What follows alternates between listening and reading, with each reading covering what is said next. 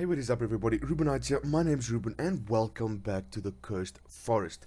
Now in the last episode we actually ended up swimming across that lake. This is that house that we nearly died in. This is that house where we basically had like a timed event to try and get to the other side, or to try and get out, because that monster thing was making its way down from the attic upstairs. So I've already swam across back from that side. That's where we saved. So we're going to continue and try and figure out a little bit more about this story today. Try and figure out what it is that is actually going on. Now, through there is where we had our pointless little encounter. That's where we got pulled down into the underground cave and ended up coming down from up there. Still don't know what the whole purpose for that was, because we didn't actually get anything from that point. We got nothing from there. I think that was maybe just like intended as solely a jump scare. I'm not 100% sure, but we're gonna make our way back this way, because I know there was two paths back this way that we could have gone. One can I actually go this way?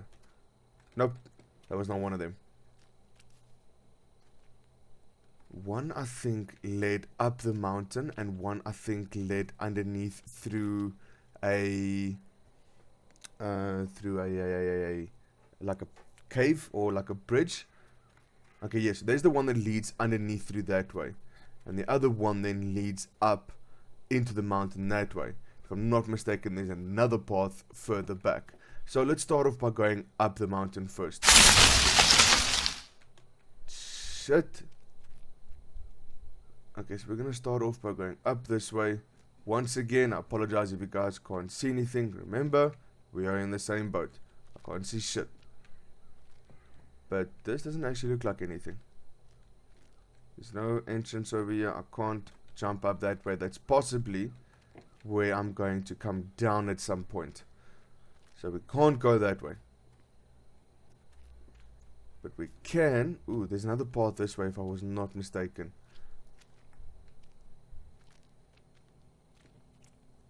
Yep, there's a path that goes up the mountain over here. So, let's go find out and figure out what the hell is actually going on here. Got this little bridge. Okay, so I'm pretty...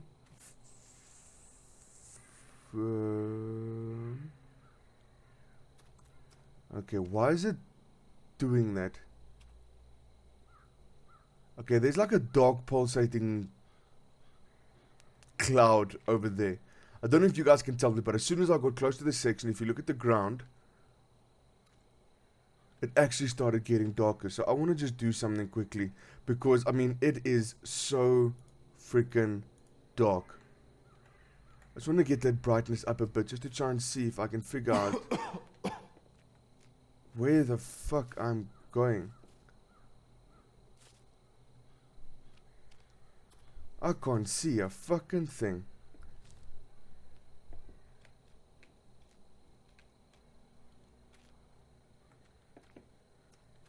I'm trying to see some kind of waypoint or some kind of reference.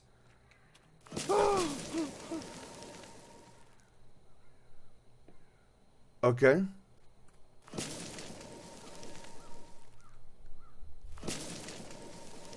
Okay, so something is definitely trying to stop me from getting out. I thought that was maybe just like something once off that was trying to attack me, or possibly give me a fight, but no, it looks like this might possibly be a way out. But whatever this black cloud is that's over here is stopping me from actually going that way. I'm gonna make my way down the mountain so I can go around this side. Now you see, things might be a little bit brighter now because I've turned up the brightness so that I could actually see what the fuck was happening up there. But that didn't help me out too much. Like, you can see it from here now. You can see that black cloud that's like hanging over there. That possibly might be the exit for when I need it, or an exit, but I'm not 100% sure. But we are going to funnel through this way now. Let's see if there's anything down here that I need. No, once again, it's just a dead end. So do I need to funnel back? Because I know there's a board over here that shows me where I am. Okay, so that was the house that I was at.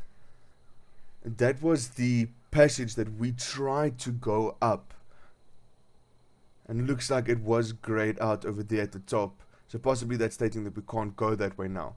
I don't know where this campsite is, however. So I'm possibly going to try go down this one towards the lake. See if that doesn't probably introduce me or give me anything that I haven't had yet. But obviously as we're making our way back, I'm going to save so I don't end up dying. So save. There we go. Game saved. So if I die, I'll spawn back over there. We do have some marking on the wall here. No idea what that marking means. Okay, so we're making our way down again. I'm not sure if this is where I came from. I can't even remember where I came from when I came up this way first. But obviously I need to find a way to go. Because we still need that treat for the moose. Or something that's going to lure the moose out.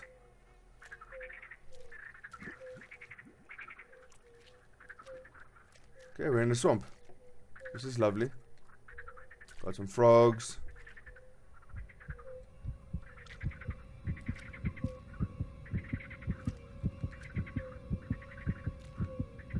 What is she doing?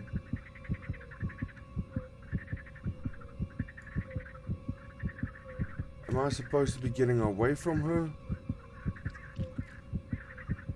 Okay, I'm doing the worst possible thing in the world.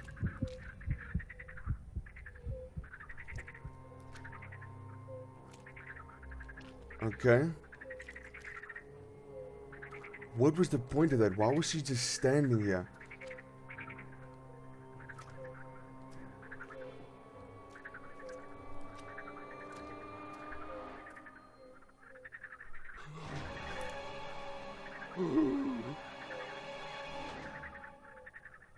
What?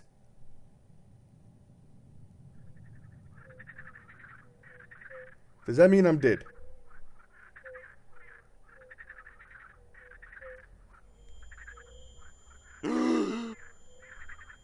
Apparently not. Wait. Now I'm hanging from a freaking tree. What is going on?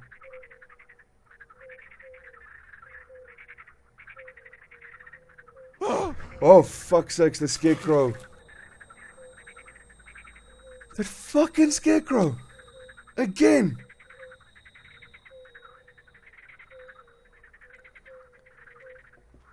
Okay, there's something over there. Oh, that's one of the...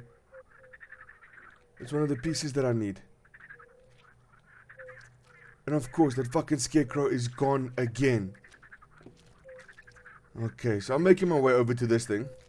Because we got the piece that we needed. We've got a note over there, but I want to save before I read that note.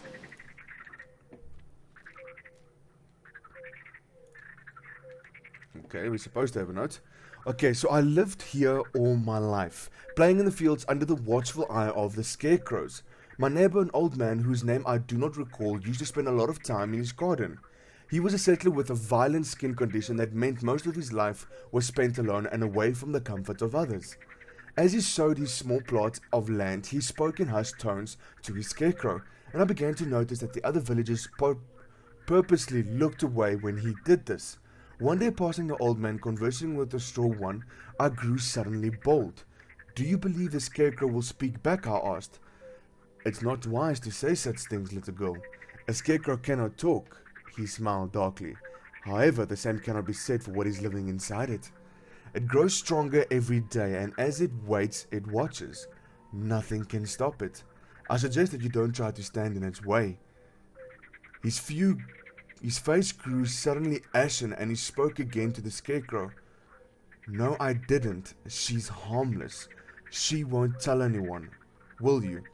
He grew more and more frantic, his hands reaching out to grab me, to beg me to keep a secret that I didn't understand. I ran. The next day the old man was found dead. His garden quickly started to rot, as though the land had been poisoned. Soon after I contracted a dreadful fever. As I lay awake, tossing and turning, I looked out of my window and saw the Scarecrow pressed up against the grass. I hid under the covers and eventually fell into a restless sleep. When I woke up, he was gone. But from what point on But from that point on, I have felt his eyes always watching me from the fields. He helps me follow everyone. Mr. Strawhead is a very good friend. I knew there was something fucking dodgy about that Scarecrow. I can't remember if I saved now or not, so I'm gonna do it again. I knew there was something fucking dodgy about that Scarecrow. Okay, so it seems like the Scarecrow is possessed. Ooh. I don't. Okay, so note to self: stay out of the like water. Again, how the fuck am I gonna get out of here?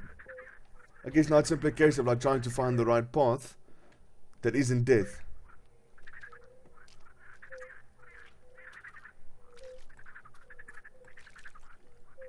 Ooh, no.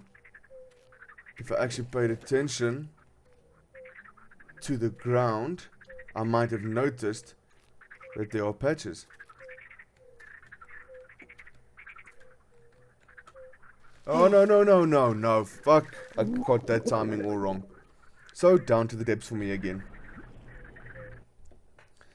Yeah, this is going to become a constant thing. I'm done. Okay, so we need to get onto that one, across onto that one. We need to get onto that one. Take it slow. No, come on. I was on that island. So it's amazing. I have not died once from the demon herself, the entity, whatever the hell she is. But no, I've died like 5 times just trying to get out of this damn marsh. Okay, that doesn't go anywhere, so I need to make my way back.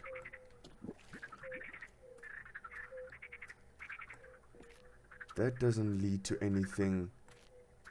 That possibly might. To be safe, I'm sticking to the solid ones, the big ones, the one that I can actually see. And won't have a problem trying to land on. Okay, does this mean I'm across? Still 1 or 2 spots. Okay, but I'm back to this point, but I'm trying to figure out what the hell that bright light is down there. Because I don't think those lamps were on the last time I came through here. But I do see a path going up this way. Aha, that's her. Like, this is what I don't understand. Most people, when they see shit like that, are not gonna run after her. Fuck's sakes. Okay, so later on in the game, this girl's becoming pretty freaking active. And just that one light is shining. Where does this go? What is the point? Why?